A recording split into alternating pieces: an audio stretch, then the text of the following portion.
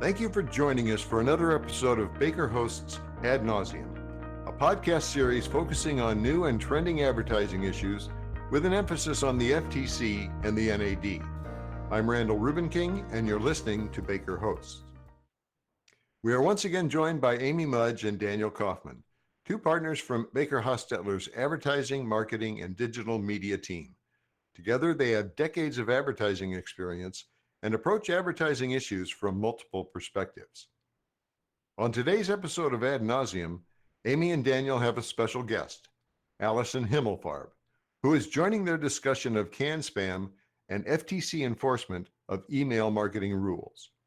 With that, welcome to Ad Nauseam, and let's turn it over to Amy and Daniel.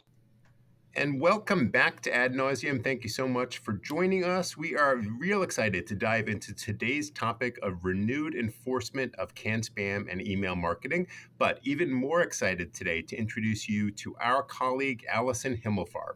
I was lucky enough to work with Allison at the FTC when she was an investigator in marketing practices, and indeed one of the best investigators who really helped attorneys put together their cases and even testified at trial regarding, you guess it, spam emails. Amy was lucky enough to work with her at her prior law firm. She has a fantastic background, is an amazing attorney, and is an expert in both advertising and privacy, and has experience at the FTC firms and in-house. Daniel, that might be the nicest thing I've ever heard you say about anyone. Wow. Okay, but we are indeed very lucky to be getting the band back together with Allison joining our team and our podcast today. And not only is she super experienced, but it's possible, Daniel, she is more sarcastic than you are. Just saying. But welcome, Allison. Thank you, and thanks for that introduction. I'm very happy to be here, and I say that in the most unsarcastic way possible. Amy, it was fun to author a blog with you on the FTC's recent Verkada case. And what's interesting about this case is that if you read the complaint in order, it's really a data security case with some marketing and advertising violations thrown in, whether that's representations about compliance with HIPAA or other privacy frameworks or online reviews. And then, yes, a canned spam violation for which the company agreed to pay nearly $3 million as a civil penalty. So as we noted in our blog, even if you're initially before the FTC on one issue, you may end up defending against a whole host of issues. And with that said, we thought it was a good time to refresh on the canned spam requirements. Yeah, canned spam is definitely an oldie, but a goodie. Full name, of course, is Controlling the Assault of Non-Solicited Pornography and Marketing Act of 2003. And while Amy would absolutely love to distract us by talking about porn, we are going to focus instead on the email marketing requirements. It set up a very permissive regime that allows marketers to send commercial email without first getting permission, as long as receivers could opt out if they didn't want further messages. But before we get granular, are there any emails you have opted out of? And if so, why? For me, I will say, I do at some point hit my threshold on political emails and start to opt out. And I will say, I get those Gmail messages, you haven't opened a message from so-and-so for several months. Do you want to unsubscribe? And I rarely unsubscribe because I always have in the back of my head, I'm going to get a good deal. It's going to be a great offer. I'm going to buy something again. So I'm really not an opt-outer of those emails. And I'm sort of with you, Danielle, given that my personal inbox is probably sitting at upwards of about 130,000 unread emails. I can't exactly say that unsubscribing is a frequent pastime of mine. But maybe you're more diligent than both of us, Amy? Yeah, well, I would say about every 6 months I go in and I do unsubscribe from pretty much all the emails from places I shop. Unlike Daniel, who appears to have some discretion as to when he spends his money, I get way easily distracted by, ray lines that are like giant clearance sale or the best new boots of the season, just in, get them fast. And so, I pretty easily can get into shopping I don't need. So I use the unsubscribe more to protect myself from myself. But Daniel, we always got to get to know each other and do a little pop culture. So you won't let me talk about porn. I bet you won't let me play Murder, Screw, Kill on Ad Nauseam either, but we got to introduce Allison to our listeners properly. So let's go with, what are you streaming now? Emily in Paris, Rings of Power, Only Murders in the Building, or something else? Okay, so for me, this was pitched to me as a kid show, but I have to say that the new Time Bandits, which is a reboot of the 80s movie, is very funny. It's got a bit of a retro Monty Python vibe, which I find, very much appreciate. And since we're here today to talk about spam, also seems quite fitting for the topic. So totally started watching Time Bandits as well. Thought it was fantastic. I will say, I just finished watching The Boys, the latest season, which is incredibly violent and graphic, but entertaining. But speaking of the 80s, I did start rewatching Freaks and Geeks, which is, again, I know, Amy, one of our favorites. I started rewatching it. And what I love about it is not a neon portrayal of the 80s. In the 80s, for those of us who lived through it, look, we had flashes of neon on occasion. That was not the color scheme of the 80s. And it is really realistic in terms of what they were wearing, how they're acting. So great to be watching Freaks and Geeks again. Oh But my God. Amy, yeah. We try to give you good advice on this podcast, but let me tell you, that might be the best tidbit that Daniel Kaufman has ever laid out. If you have not seen Freaks and Geeks, I think it was just one season. I mean, it's everybody's favorite. At least one of your favorite actors is on there. You got to go watch it. But, y'all avoided my original question. I'm going to go back. What are you watching really more current?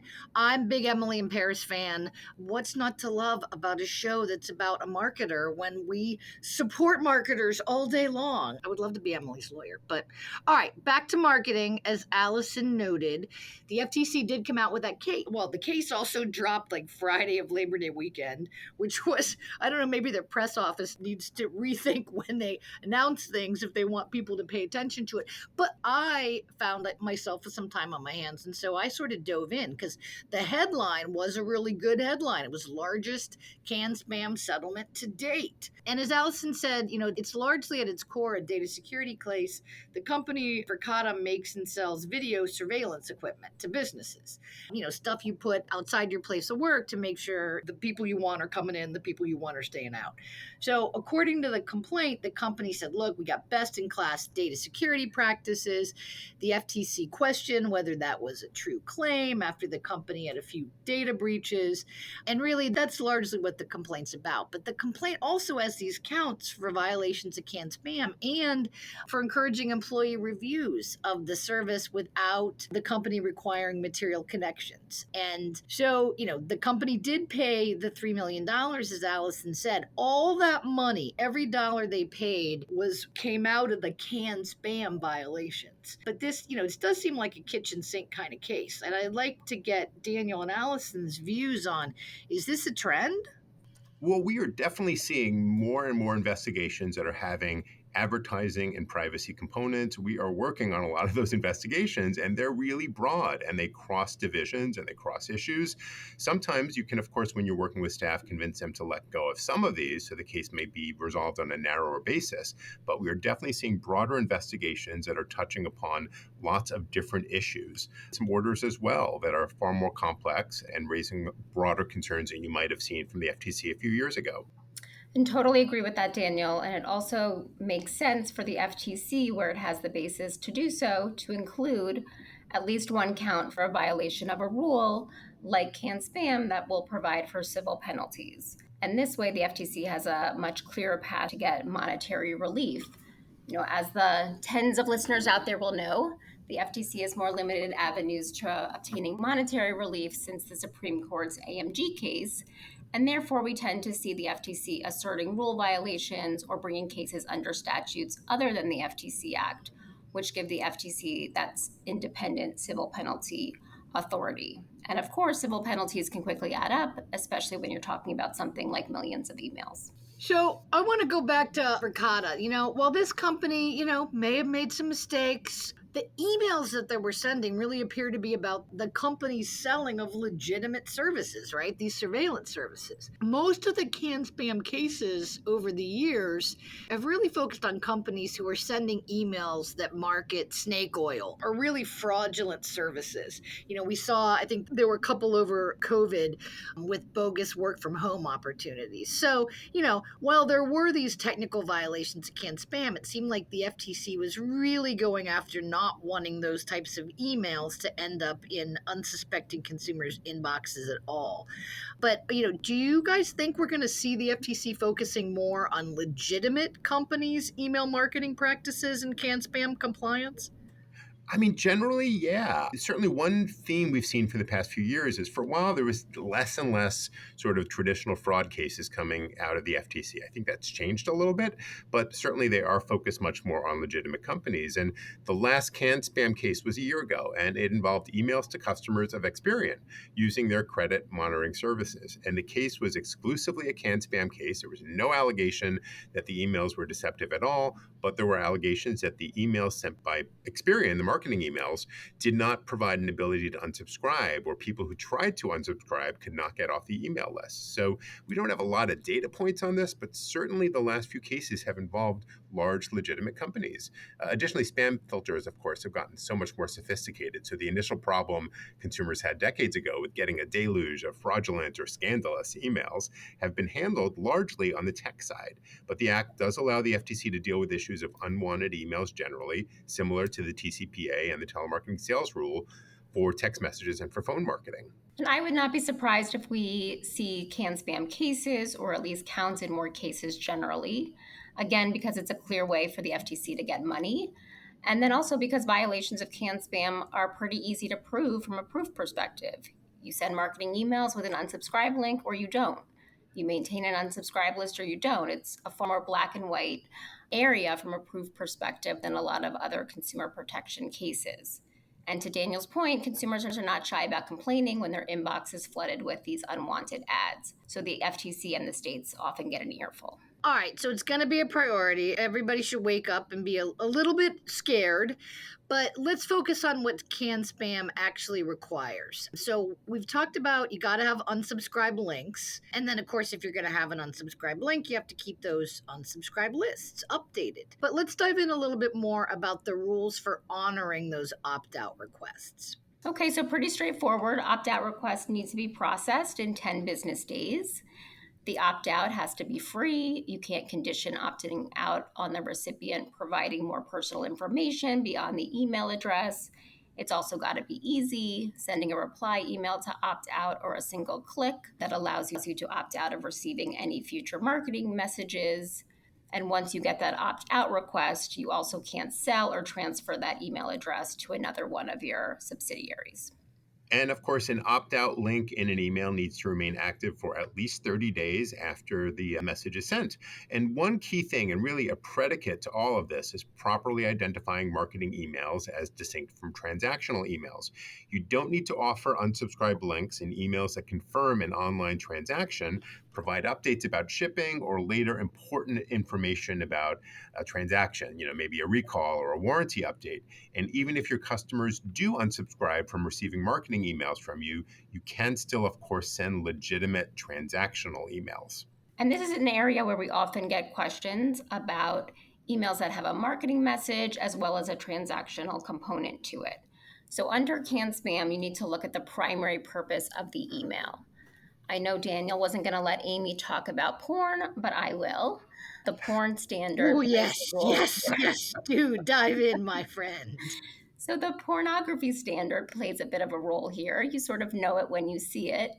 If you send an email that confirms an online order and follows up noting a big fall sale is next week, that's likely going to be an email that's primarily transactional in nature. If the bulk of the email is focused on other products to buy, it looks more like marketing was the primary purpose. And generally, I'd encourage marketers to not get too cute here and keep your transactional messages transactional and your commercial messages commercial. All right, Allison, that was a very disappointing. Speaking of porn, the porn standard and porn are two different things. But okay, all right. I know we got to keep it clean. This is a family show. But canned spam also requires that there be a physical address of the sender. I laugh at this because, you're sending an email to e-commerce. Why do you need a physical address? But it is a requirement, a very clear requirement in the law. And emails also have to have non-deceptive headers and subject lines. And maybe this goes without saying, but the Act says that the emails have to be clear that the email is advertising. All right, these things tend to get less attention, but in that Verkada case, there was a separate allegation that they failed to include a physical address for their companies in their emails. Now, doesn't that seem a bit silly? It totally seems a bit silly to me. Definitely agree. But look, it is a clear express requirement in the Can Spam Act. It was relevant, I guess, in 2003. But to Allison's point, something very easy that allows you to assess very quickly if a company is compliant or not. That said, are we going to see a rush of cases involving a failure to include an address? I kind of hope not. It's just not a consumer protection priority, nor should it be. That said, it is a simple requirement to comply with, and it should, of course, be part of a company's Can Spam compliance checklist. So, also on that compliance checklist, accurate headers and non deceptive subject lines are also important ones to have on there, and being clear when an email is an advertisement up front. So, enforcement of Can Spam, it's important to know, is limited to the FTC, state AGs, and to ISPs, internet service providers. So, there's no general private right of action like there is with the TCPA. In some litigated cases, we have found that the courts found more restrictive state laws preempted by Can Spam, but we've also seen some class actions, largely out of California, related to deceptive headers under state law, and we're seeing some more activity in Washington on this issue as well. Things like masking the sender of the email or opening with a subject line that you have won $1 million. These are things legitimate marketers don't do. Sometimes we see a creative marketer trying to make a joke with a sarcastic subject line, and really these aren't great ideas. Yeah, that's a good, the keeping transactional emails separate from marketing emails, not getting too cute with those headers, all important part on that Can Spam checklist. But, does seem relatively like Can Spam is pretty easy from a compliance perspective relative to other things like reviews and subscriptions. We don't talk about it a lot, probably because it hasn't got that flood of class action cases like the text message marketing or subscription marketing has. But, there are some age old questions about, and difficult questions that we get pretty frequently about email marketing that we definitely should discuss for our listeners.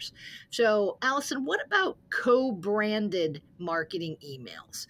All right. So those are things where you've got offers that are sent from two companies in one email. So under Can Spam, there's one company that can be designated as the sender, and that's the company that's going to be responsible for Can Spam compliance. The email needs to be clear the company that is sending the email. So it's got to promote their goods and services, provide their physical address, and provide an unsubscribe link to be opted out from their future emails. So for example, you've got coffee company and donut company. They can send a co-branded email for a deal on a cup of coffee and a donut, but only one of the companies can be the sender. If the sender fails to comply with the Can Spam requirements, both marketers can be liable. So making sure your partners are compliant is certainly important. Very, very good point, because a lot of this stuff can be kind of sent out to third parties, and knowing what those folks are doing is key. Daniel, what about refer a friend programs where a company incents their customers to send email offers to their friends or family? Excellent question, Amy. So under Can Spam, there is one sender of an email, and that sender is the one responsible for Can Spam compliance. The FTC has been clear that if a company offers an incentive, affiliate payment, or even coupons and discounts, the company is the sender. While we have not seen a lot of enforcement in this area, it can be very challenging to comply with Can Spam with such a program. Given that we're almost at time here, we will just say that if you want to set up or a refer a friend kind of program, talk to your ad lawyer early and often. Absolutely. All right, Allison, bring us home. Give our listeners some takeaway tips, please. So Can Spam requirements, they've not changed, but enforcement priorities have. Companies should look at their policies and practices related to email marketing to make sure they're active and enforced. Often companies will work with third parties to send emails on their behalf and looking to make sure those partners have sound compliance programs. You can negotiate an indemnity clause, but you can't negotiate out of liability. And finally, if your company maintains multiple email lists, such as different email lists for different product lines, take a fresh look at how your company handles opt-outs and opt-out requests. And last but not least, there are very special rules if you're sending sexually explicit marketing emails, but it looks like we're out of time here to go over these. So please, oh please, though, send any emails where you have questions about this particular topic to Daniel, because I love to watch him get uncomfortable. And with that, that is a wrap on another episode of Ad Nauseam. Thank you, Amy and Daniel. If you have any questions for Amy or Daniel, their contact information is in the show notes. For more information on the latest developments in ad law, visit our Adventures in Law blog at www.adventures-in-law.com and check out all Ad Nauseam episodes by subscribing to Baker Hosts wherever you get your podcasts. As always, thanks for listening to Baker Hosts. Comments heard on Baker Hosts are for informational purposes and should not be construed as legal advice regarding any specific facts or circumstances. Listeners should not act upon the information provided on Baker Hosts without first consulting with a lawyer directly. The opinions expressed on Baker Hosts are those of participants appearing on the program and do not necessarily reflect those of the firm. For more information about our practices and experience, please visit bakerlaw.com.